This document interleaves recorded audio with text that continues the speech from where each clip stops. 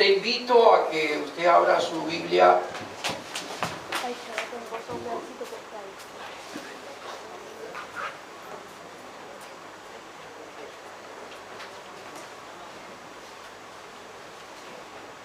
en el libro de Samuel, en el capítulo 16, primera carta de Samuel, capítulo 16. Vamos a leer la palabra del Señor allí, desde el versículo 1 hasta el versículo 13. Búsquelo, por favor, tenga su Biblia abierta. Primera carta de Samuel, capítulo 16. Dice así la palabra del Señor. Dijo Jehová a Samuel: ¿hasta cuándo llorarás a Saúl, habiéndolo yo desechado, para que no reine sobre Israel? Llena tu cuerno de aceite y ven, y te enviaré a Isaí de Belén, porque de sus hijos me he provisto de rey. Y dijo Samuel: ¿cómo iré? Si Saúl lo supiera, me mataría. Jehová respondió: toma contigo una becerra de la vacada y di: a ofrecer sacrificio a Jehová he venido. Y llama a Isaí al sacrificio, y yo te enseñaré lo que has de hacer, y me ungirás al que yo te dijere. Hizo pues Samuel como le dijo Jehová, y luego que él llegó a Belén, los ancianos de la ciudad salieron a recibirle con miedo y dijeron: ¿es pacífica tu venida? Él respondió: sí, vengo a ofrecer sacrificio a Jehová. Santificaos y venid conmigo al sacrificio. Y santificando él a Isaí y a sus hijos, los llamó al sacrificio. Y aconteció que cuando ellos vinieron, envió a Eliab y dijo: de cierto, delante de Jehová estás ungido. Y Jehová respondió a Samuel: no mires a su parecer, ni a lo grande de su estatura, porque yo lo desecho. Porque Jehová no mira lo que mira el hombre, pues el hombre mira lo que está delante de sus ojos, pero Jehová mira el corazón. Entonces llamó Isaí a Abinadab y lo hizo pasar delante de Samuel, el cual dijo: tampoco a este ha escogido Jehová. E hizo luego pasar a Isaí a Sama, y él dijo: tampoco a este ha elegido Jehová. E hizo pasar Isaí 7 hijos suyos delante de Samuel, pero Samuel dijo a Isaí: Jehová no ha elegido a estos. Entonces dijo Samuel a Isaí: ¿son todos estos tus hijos? Y él respondió: queda aún el menor que apacienta las ovejas. Y dijo Samuel a Isaí: envía por él, porque no nos sentaremos a la mesa hasta que él venga aquí. Envió pues por él y le hizo entrar, y era rubio, hermoso de ojos y de buen parecer. Entonces Jehová dijo: levántate y úngelo, porque este es. Y Samuel tomó el cuerno del aceite y lo ungió en medio de sus hermanos. Y desde aquel día en adelante el espíritu de Jehová vino sobre David. Se levantó luego Samuel y se volvió a Ramá. Vamos a orar por esta palabra de Dios. Padre del cielo, venimos delante de tu presencia, Señor, en el nombre santo de tu amado Hijo Jesucristo, y pedimos que tú, Señor, nos ilumines con tu Espíritu Santo. Sea, Señor, nuestro corazón tierra fértil para tu palabra, que dé fruto y fruto en abundancia, que seamos hacedores de lo que oigamos en esta mañana y no simplemente oidores. Que tu Espíritu Santo hable a nuestro corazón directamente. No sean, Señor, mis palabras, sino las tuyas. Y esta, Señor, tu palabra sea releída nuevamente en nuestros hogares, para volver a oír tu voz. Pero pedimos en el nombre santo de nuestro Salvador, el Señor Jesucristo. Amén y amén. El tema de el título de nuestro sermón de hoy es "No lo hagas". Quizás es un término negativo para muchos, pero en las innumerables cantidades de veces que tenemos que tomar una decisión en la vida, pocas veces nos ponemos a pensar en qué es lo que no tenemos que hacer. Siempre pensamos en que sabemos exactamente lo que vamos a hacer, o pensamos que sabemos lo que vamos a hacer, pero son muy pocas las veces en las que ante determinada decisión de la vida, lo primero que tenemos presente es qué es lo que no hay que hacer. Sé que quizás va a coincidir conmigo. Siempre estamos pensando, eso es lo que voy a hacer. Pero pocas o casi nunca las veces en que nos ponemos primeramente a determinar esto es lo que no voy a hacer frente a este tipo de situaciones. Y en el pasaje que acabamos de leer quiero sacar algunas verdades espirituales también para nuestra vida sobre qué cosas no tenemos que hacer a la hora de tomar decisiones y decisiones trascendentales para nuestra vida. Esas decisiones que van a afectar nuestra vida de múltiples maneras. No me refiero a las cosas triviales de la vida. Me refiero a aspectos como familia, trabajo, matrimonio, negocios, etc. Es decir, aquellos aspectos de la salud, aquellos aspectos de la vida en los cuales las decisiones que tomamos van a afectar seriamente nuestra vida y quizás también la vida de nuestros familiares. Es importante saber qué es lo que no tengo que hacer. Miremos aquí en este pasaje, en primer lugar, la palabra del Señor el primer principio que nos enseña es a no estar sufriendo, a no llorar, no lamentarnos por lo que Dios mismo ha desechado, por lo que Dios mismo ha establecido como que no es útil, nos sirve para nuestra vida, para nuestra familia, para nuestro trabajo. Punto principal: no sufra más por lo que Dios desecha. ¿Entiende? Quiero repetírselo otra vez: no sufra más por lo que Dios desecha. Versículo 16, en el capítulo 16, en el versículo 1, dice ahí la palabra del Señor: dijo Jehová a Samuel: ¿hasta cuándo llorarás a Saúl? ¿Hasta cuándo? Habiéndolo yo desechado para que no reine sobre Israel. Llena tu cuerno de aceite y ven, te enviaré a Isaí de Belén, porque de sus hijos me he provisto de rey. Samuel es uno de los grandes profetas del Antiguo Testamento del Señor. Saúl está ejerciendo su reinado sobre la nación de Israel, pero Saúl sabe él que ha sido desechado, y Samuel también sabe perfectamente que Dios ha desechado a Saúl como rey de Israel. Es decir, Saúl es alguien que ha desobedecido al Señor, ha pecado contra Dios. Dios ha enviado a Samuel a comunicarle, a expresarle, a mostrarle su desagrado y también lo que él habrá de determinar sobre su vida. Dice allí en el capítulo 15, un poco más adelante, en el versículo 24, entonces Saúl dijo a Samuel: he pecado, pues he quebrantado mandamientos de Jehová y tus palabras, porque temía al pueblo y consentí a la voz de ellos. Perdona pues ahora mi pecado y vuelve conmigo para que adore a Jehová. Y Samuel respondió a Saúl: no volveré contigo, porque desechaste la palabra de Jehová, y Jehová te ha desechado para que no seas rey sobre Israel. Y volviéndose Samuel para irse, él asió de la punta de su manto y éste se rasgó. Entonces Samuel le dijo: Jehová ha rasgado hoy de ti el reino de Israel y lo ha dado a un prójimo tuyo mejor que tú. Además, el que es la gloria de Israel no mentirá ni se arrepentirá, porque no es hombre para que se arrepienta.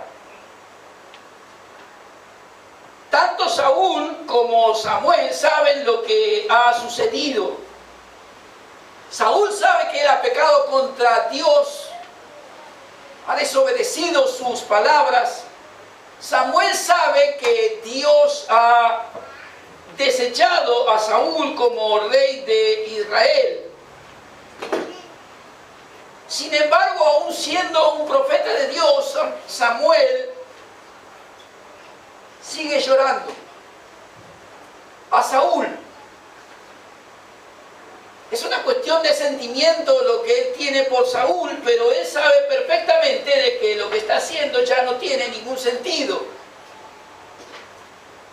Hay una palabra de Dios explícita y clara para Saúl de parte de Dios, utilizando a Samuel como su profeta. Sin embargo, Samuel sigue llorando, sigue mirando hacia atrás, sigue lamentando sobre lo que ha ocurrido y que ya no tiene ninguna clase de remedio. Y aun cuando ha recibido una palabra directamente de Dios sobre lo que ocurrió y sobre lo que va a acontecer en el futuro, sin embargo, Saúl sigue llorando y recibe esta palabra de parte de Dios. ¿Hasta cuándo llorarás a Saúl, habiéndolo yo desechado, para que no reine sobre Israel? Es decir, nada de lo que está ocurriendo ahora es desconocido ni para ti, ni para Saúl, ni para mí. Todos conocemos la situación. Sin embargo, Samuel sigue llorando por el pasado, sigue con su mirada, su corazón, sus sentimientos, su intelecto metido, puesto en la vida de Saúl y llorando por él y por el reinado que no va a tener más. Y Dios le llama la atención a este profeta. ¿Hasta cuándo vas a seguir llorando sobre lo que ya no tiene más remedio? Llanto por el pasado que ignora el futuro. Esta es la actitud de Samuel. Alguien que llora por un pasado que sabe que no puede revertir. Y le ruego que escuche con mucha atención estas palabras. Hay cosas que no podemos revertir. Samuel llora por un pasado que no puede revertir, en lugar de mirar hacia un futuro que Dios tiene para él y del cual ha tenido una palabra que vendrá alguien mejor que Saúl. Llora por un pasado ignorando la gloria, lo mejor que vendrá en un futuro. No debemos llorar ni por lo que Dios ha desechado, ni por un pasado que no podemos revertir. Esta es una de las cosas que debemos aplicar también a nuestra vida. Cada uno conoce su propia vida, los aciertos y errores que ha cometido, las bendiciones que ha recibido y las que todavía le faltan. Pero algo que debemos enfatizar y debemos tener muy presente para cada uno de nosotros es justamente esta verdad. Hay verdades de Dios que ya conocemos. Dios nos ha hablado una y otra vez por medio de su palabra, y su Espíritu Santo nos ha mostrado en nuestro corazón que hay situaciones de vida personales, familiares, laborales, etcétera, que no podemos revertir, que ya están en un pasado que no se puede recuperar, que no se puede rehacer, pero que hay un futuro que puede ser mejor. Por tanto, es un error para cada uno de nosotros si nos pasamos toda la vida llorando por un pasado que Dios ya ha perdonado. En el caso del pecado, perdonado, limpiado, restaurado en su vida, y no podemos evitar de mirar hacia el futuro. Hay personas que viven permanentemente mirando hacia atrás, hacia situaciones de vida familiar, de vida laboral, de vida social, de vida personal, inclusive íntima, que no puede cambiar. El pasado no se puede cambiar, pero lo que sí se puede tener es un futuro diferente. Y esto lo podemos tener con Dios, no solamente la limpieza, la santificación y la sanidad sobre nuestros errores, pecados y nuestro pasado, sino también una nueva vida en el Señor Jesucristo. Hay una vida mejor.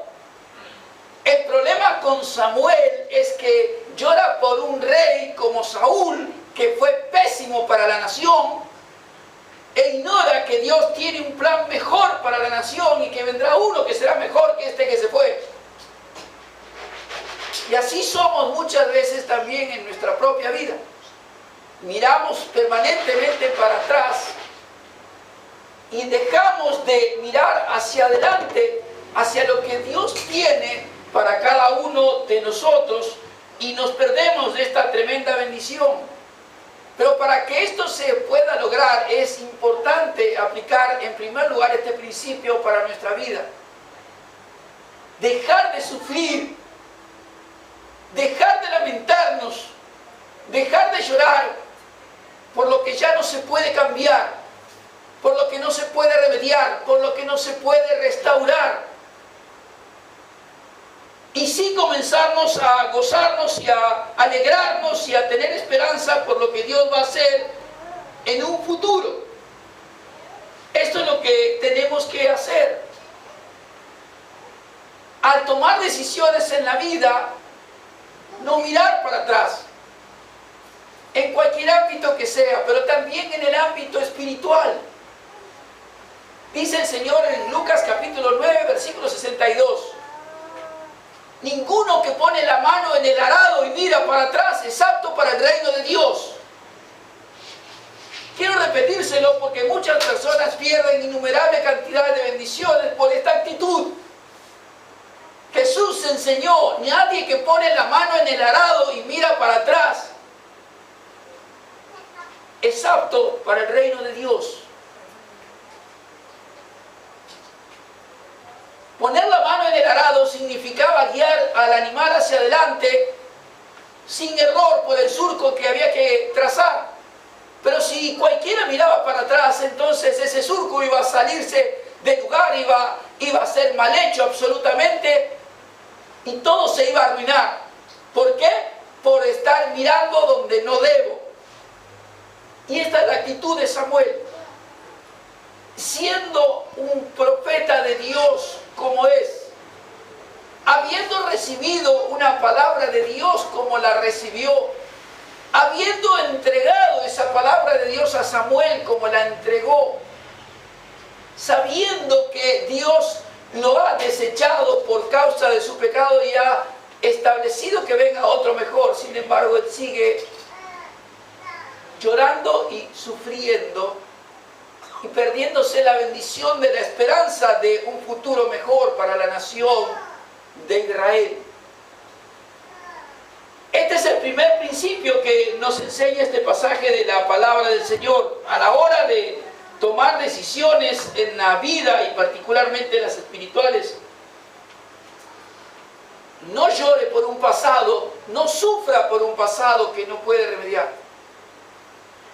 Si no, mire hacia adelante a lo que Dios tiene preparado para usted. El segundo gran principio que nos enseña este pasaje en este momento puntual de la vida de Samuel es a no buscar la dirección humana ni el consejo humano en primer lugar, sino la dirección, el consejo y la enseñanza de Dios.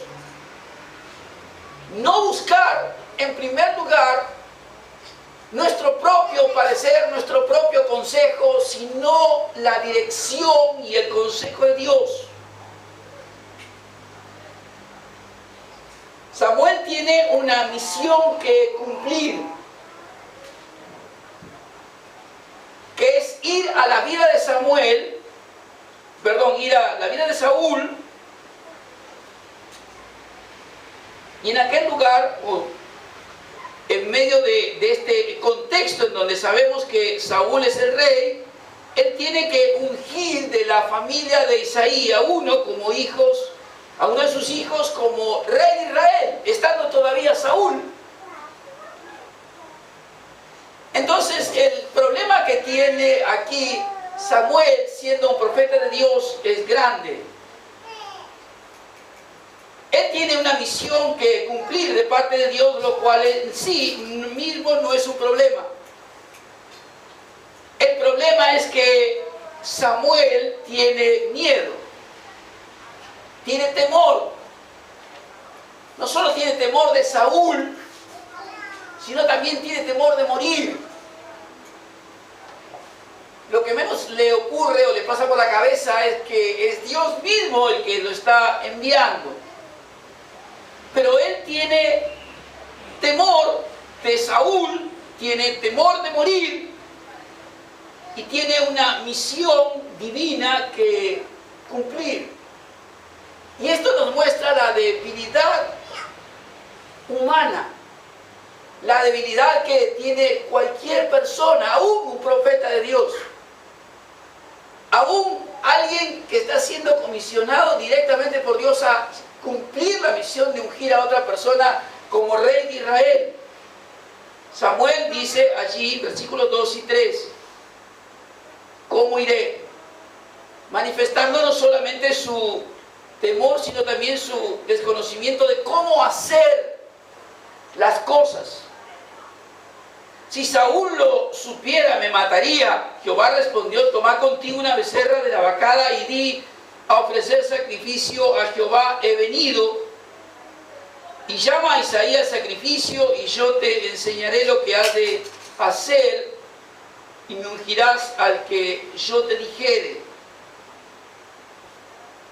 Hay dos elementos aquí importantes que debemos rescatar en la comisión, en la misión que Dios le da a Samuel, que Samuel oye, pero a la vez desconoce.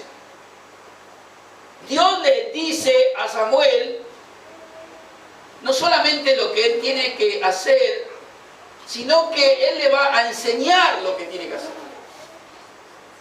Y él va a decir también quién es la persona a la que tiene que ungir como rey de Israel. De modo que hasta aquí Dios no solamente le da una misión a su profeta Samuel, sino que también le dice que él va a enseñarle cómo llevarla adelante. Y también le va a decir quién es la persona a la que tiene que ungir. A él le resta solamente confiar y descansar en el consejo y la sabiduría de Dios y no en la suya propia. Sin embargo, Samuel es débil. Y lo que nos enseña esta porción de la palabra del Señor es justamente que lo primero que tenemos que tomar conciencia cada uno de nosotros es que somos débiles, que somos temerosos en muchas ocasiones de nuestras propias vidas y que muchas veces no sabemos qué hacer porque no tenemos sabiduría. No somos sabios. Y lo primero que hacemos es buscar el consejo humano o confiar en nosotros mismos. Santiago dice, si en el libro de Santiago, capítulo 1, si alguno tiene falta de sabiduría, pídase a Dios. Pero pida con fe. No piense que el que pida de otra manera recibirá cosa alguna de parte del Señor, dudando. Si alguno tiene falta de sabiduría, debe pedírsela a Dios. Y hay innumerables situaciones, como hemos mencionado, en la que hasta usted tiene que tomar algún tipo de decisión emocional en su corazón. o en su trabajo, o en su matrimonio, o en su negocio, o en su noviazgo, o como padre, o como madre, o como hijo. Pero se confía en primer lugar en lo que uno cree que sabe. En lugar de buscar en primer lugar el consejo, la sabiduría de parte de Dios y lo que Dios tiene para enseñarnos de cómo se deben hacer las cosas. Por eso a la hora de tomar decisiones importantes, trascendentales de la vida, que van a afectar nuestra vida y la vida de otros a nuestro alrededor, no busque en primer lugar su propio consejo, busque en primer lugar el consejo de Dios, porque Dios va a enseñarnos qué es lo que tenemos que hacer. Dios va a guiarnos. Hay innumerables promesas de parte del Señor para con nosotros. Le hemos cantado aquí, conocemos su palabra. Yo estoy con ustedes todos los días, hasta el fin. En persecuciones vemos las Escrituras, al Espíritu de Dios estando junto a los profetas, dándole palabra en la obra misionera del Espíritu Santo, guiando al apóstol Pablo. Aquí no hay que ir a otro lugar, etc. A un diácono como Felipe, tienes que ir a tal lugar, pues ve por este camino y no por el otro. Alguien que pasa por un carro y el Espíritu Santo guiándolo para que se acerque. No estoy insinuando ni enseñando con esto que vivamos una vida de misticismo. Estoy diciendo que Dios tiene para con nosotros consejo, enseñanza y sabiduría. Y que a la hora de tomar decisiones trascendentales de su vida, no busque en primer lugar lo que a usted le parece o lo que le parece a otro. Si no piense si ha leído la palabra de Dios, si ha orado pidiendo la guía, la dirección de parte del Señor. En tercer lugar, este momento clave para la vida de Samuel, un momento en el que como profeta de Dios él va a cumplir la misión de Dios, pero está con temor, con miedo, con falta de sabiduría y con un cierre de su oído hasta este momento a lo que Dios le ha dicho, porque Dios le ha dicho que Él va a enseñar cómo tiene que hacer y Dios le ha dicho a quién va a ungir. Sin embargo, parece que estas cosas en este momento, por lo menos, Samuel oye pero no escucha, ¿me entiende?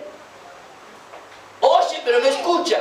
Dios le habla, le explica, le dice que le va a enseñar, le dice que le va a decir quién va a ser la persona, mas Samuel todavía no se ha recuperado de su sentir sobre Saúl. En tercer lugar, tenemos una tercera gran enseñanza acerca del momento clave de tomar decisiones.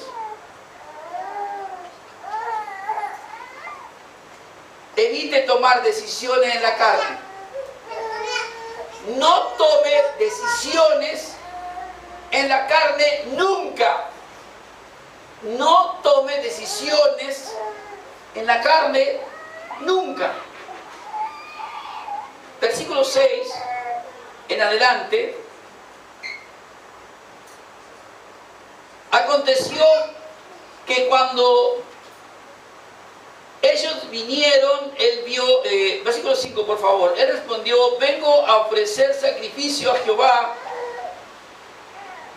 santificaos y venid conmigo al sacrificio. Y santificando él a Isaí y a sus hijos, los llamó al sacrificio. Y aconteció que cuando ellos vinieron, él vio a Eliab y dijo: de cierto delante de Jehová está su ungido. Y Jehová respondió a Samuel: no mires a su parecer ni a lo grande de su estatura, porque yo lo desecho. Porque Jehová no mira lo que mira el hombre, pues el hombre mira lo que está delante de sus ojos, pero Jehová mira el corazón. No es lo que yo veo, sino lo que Dios quiere.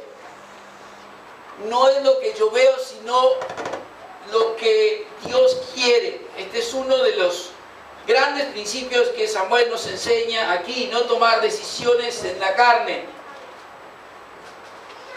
Dios le había dicho a Samuel que él le iba a decir, ¿qué cosa? ¿Quién era? El ungido. Dios mismo le dijo al profeta, yo te voy a decir a quién ungirás. Sin embargo, ¿qué es lo que hace Samuel? Se apura. Se deja guiar, en este caso, por su carne. Y al primero que ve, Eliab, él se apresura rápidamente, porque para él, este es el ungido. De cierto, palabra, ¿no? De cierto te digo, él ahora se pone allí todo espiritual, delante de Jehová estás ungido. Y el Señor le dice, no es mi ungido. Si tuviese que decirlo de otra manera, el Señor le tendría que haber dicho, ¿yo qué te dije a vos?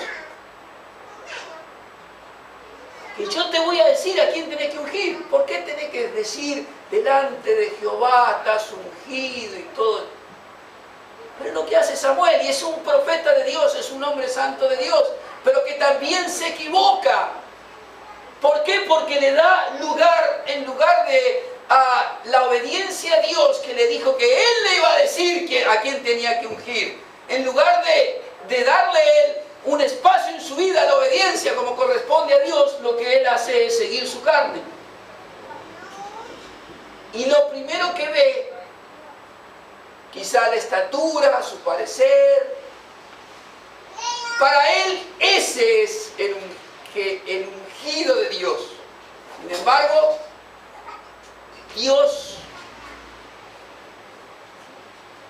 le dice este nuevo, porque lo que vos estás viendo es su parecer, quizás su estatura, quizás es un joven alto, esbelto, de bello rostro, fuerte. Dios dice, Dios mira el corazón, y este no es. El problema de Samuel es que tomó una decisión absolutamente en la carne. Y como bien dice el dicho popular, no todo lo que reluce es oro.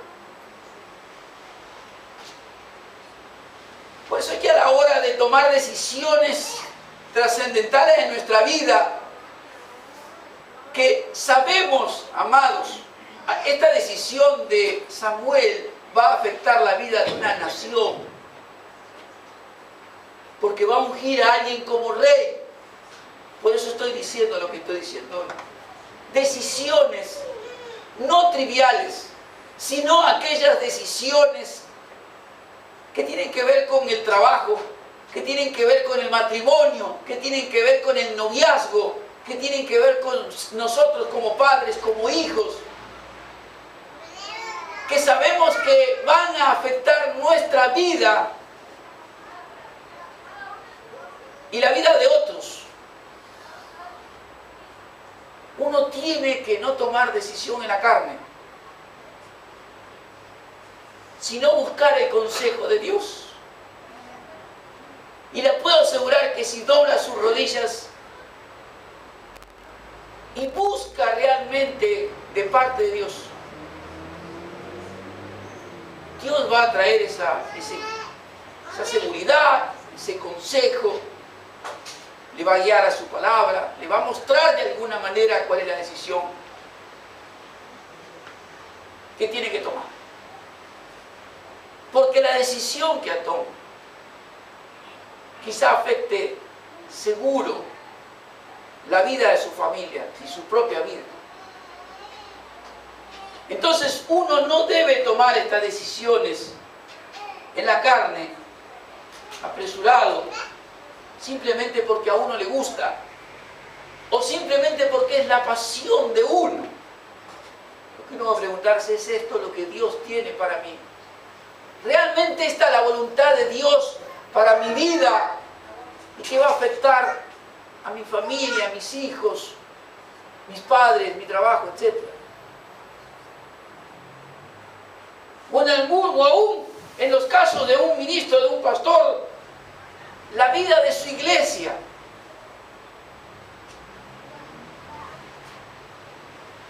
Estos días recibí nuevamente una invitación para volver a África.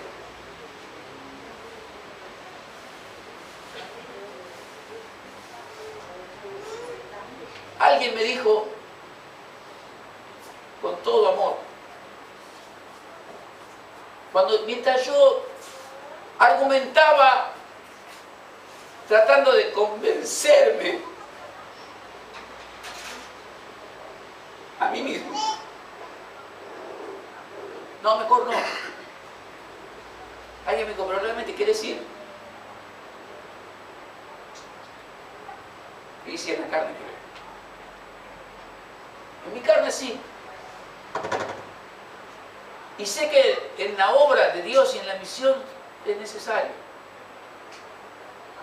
Pero también sé que no es la voluntad para mí. No es la voluntad de Dios para mí ahora. Yo ya cumplí con lo que tenía que cumplir.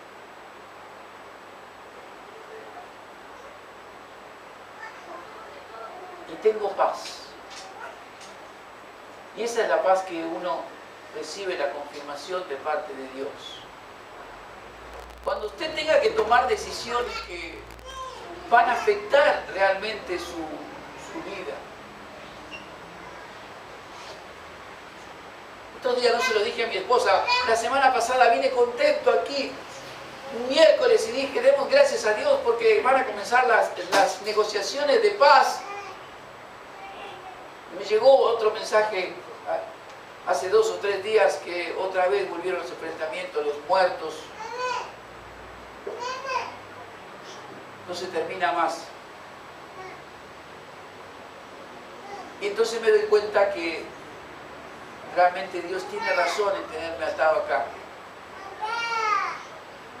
No es la voluntad de Dios para mí.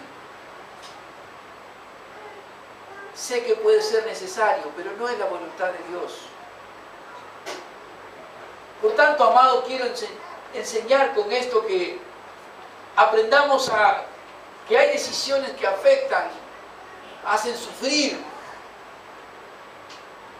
perjudican, lastiman, dañan la vida de otros cuando las tomamos en la carne y no las tomamos conforme la dirección de parte del Señor. Cuarto lugar, tenemos que a la hora de tomar decisiones trascendentales en la vida, no estar apurados. Aunque sea importante la decisión, tómese un tiempo, espere, ore, ayune, lea la Escritura, tómese tiempo a solas con Dios. No tome decisiones apresuradas, espere la dirección del Señor. Dice allí la palabra del Señor, versículos 8 al 10. Entonces llamó Isaí a Abinadab y lo hizo pasar delante de Samuel, el cual dijo, tampoco a este ha escogido Jehová. Y luego hizo pasar Isaí a Sama y le dijo, tampoco a este ha elegido Jehová. E hizo pasar Isaí 7 hijos suyos delante de Samuel, pero Samuel dijo a Isaí, Jehová no ha elegido a estos. Apresuración. Uno debe saber esperar.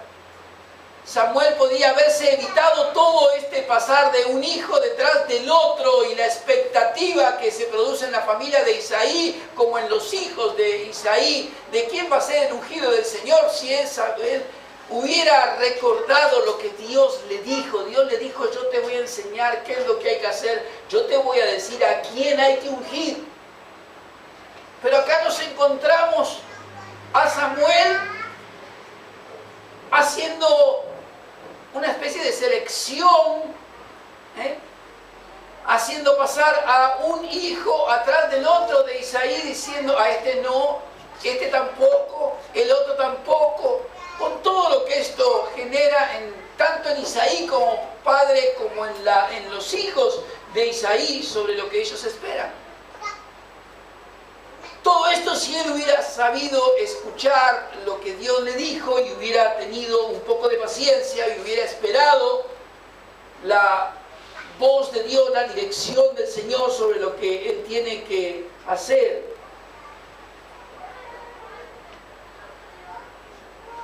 Hay un famoso dicho del rey Luis XIV: vístame, dice, lo más lento que pueda porque estoy muy apurado.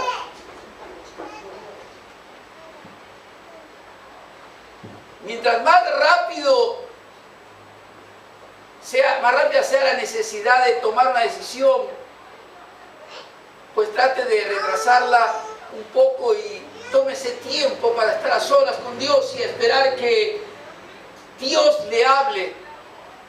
No tome esas decisiones apresuradas porque podemos equivocarnos y podemos estar lastimando a otros. Porque acá hay una familia que está esperando que el profeta de Dios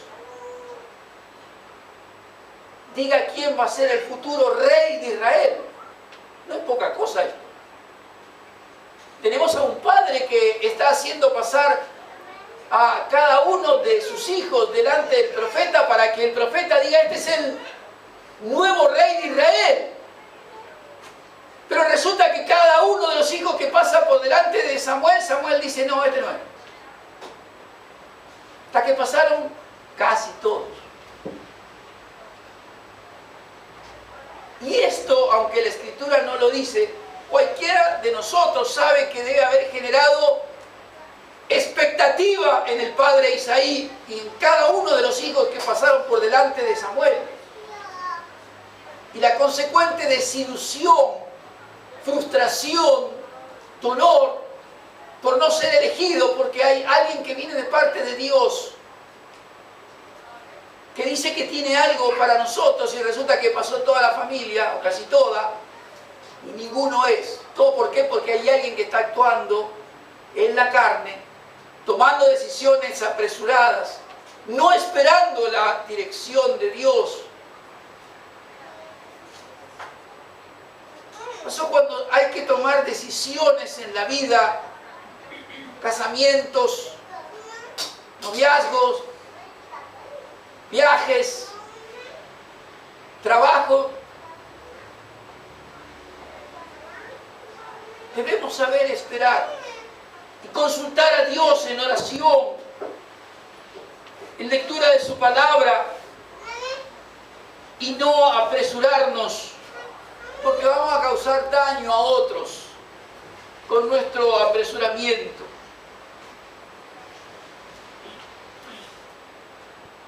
En último lugar, tenemos que aprender a discernir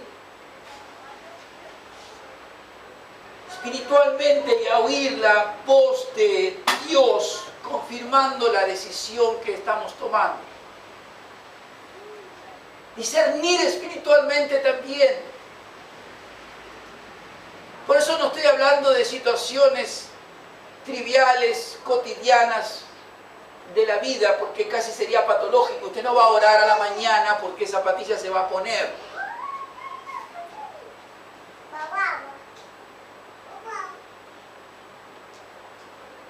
Aduciendo que es espiritual. Pero hay circunstancias de la vida en la cual uno no puede tomar una decisión si no ora primero. Dice allí la palabra del Señor. Entonces, versículo 11, Samuel dijo a Isaí: ¿son todos estos tus hijos? Y él respondió: queda aún el menor, que apacienta las ovejas. Y dijo Samuel a Isaí: envía por él, porque no nos sentaremos a la mesa hasta que él venga aquí. Envió pues por él y le hizo entrar, y era rubio y hermoso de ojos, buen parecer. Entonces Jehová dijo: levántate y úngelo, porque este es: y Samuel tomó el cuerno del aceite y lo ungió en medio de sus hermanos, y desde aquel día en adelante el Espíritu de Jehová vino sobre David. Se levantó luego Samuel y se volvió a Rama. Samuel empieza aquí a distinguir espiritualmente la situación. Acá hay algo que no cierra. Es por eso que la pregunta, porque nadie dijo que falta un hermano. Ninguno de los hermanos mencionó a David. El padre Isaí no mencionó tampoco que tiene otro hijo llamado David, que es pastor de ovejas. Es Samuel el que, habiendo transcurrido todo este tiempo, finalmente empieza a discernir espiritualmente la situación. Y aun cuando supuestamente todos los miembros de la familia pasaron, dice: ¿son todos estos? Normalmente nadie hace esta pregunta. Pero Samuel empieza a discernir espiritualmente que hay algo aquí en todo esto que no cierra. Y por eso la pregunta: ¿son todos estos o hay alguien más? Entonces viene la respuesta: no, en realidad hay alguien más. Y ahí es donde tenemos que llegar. ¿Hay alguien más? Sí, no los traje a todos. En realidad tengo uno más.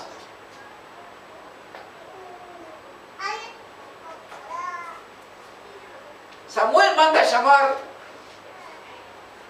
y cuando lo ve no vuelve a cometer el mismo error que cometió antes. Seamos justos con Samuel, porque ahora las palabras de Dios nos describen a David, un joven de bellos ojos, puede parecer.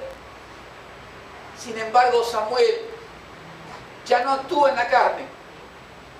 Ahora Samuel se calla la boca, no emite opinión y espera que sea Dios el que confirme. Y es entonces que él puede oír la voz de Dios diciendo: este es, úngelo, porque este es el que yo escojo. Y a esta actitud espiritual en la que tenemos que llegar,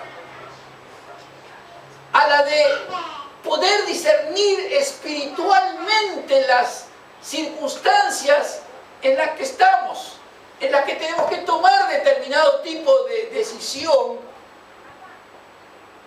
y también guardar silencio, de modo de ser sensibles a la voz de Dios.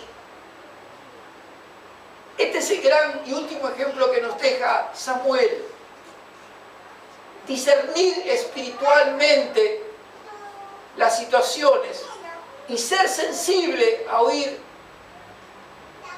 la voz del Señor, que va a hablarnos, va a mostrarnos de alguna manera cuál es la decisión que tenemos que tomar. Yo recuerdo hace muchísimos años, cuando tenía poco tiempo de creyente, pero estas verdades me las enseñaron y las aprendí.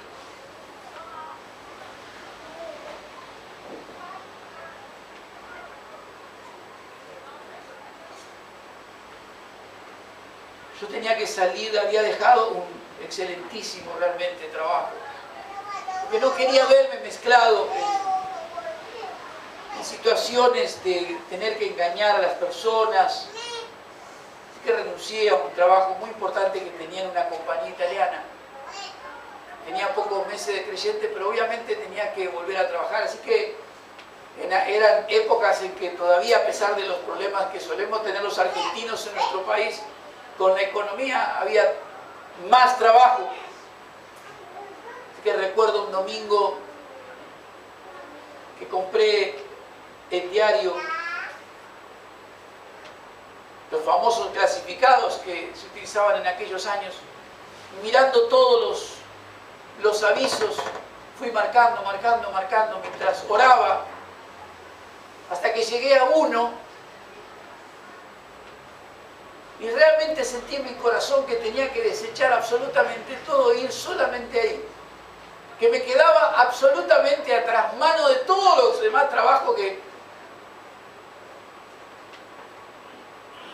Recuerdo haberle dicho a mi esposa en la mesa de nuestra cocina, cerré el diario y dije, voy aquí y no voy a ningún lado más. Este es el lugar. Cuando llegué, por supuesto había mucha gente con su diario abajo del brazo llenando la solicitud. Y tuve alguna vez he contado esto, cuando llegó mi momento de la entrevista, el gerente me entrevista y me pregunta lo usual, cómo se llamaba uno, su teléfono, su dirección, etcétera, de experiencia, de trabajo, pero después de terminado todo eso me dice, ¿usted qué hace después de las 6 de la tarde? Y yo ahí dije, acá hay algo, o esta persona está equivocada. Va a preguntarle a un joven qué es lo que hace un hombre, preguntarle a otro que recién conoce qué hace después de las 6 de la tarde. Es decir, pero algo, digo acá, yo dije, voy a la iglesia. ¿A la iglesia? Sí, soy evangélico. Me dijo, soy un hermano en la fe. Dice, el trabajo es suyo.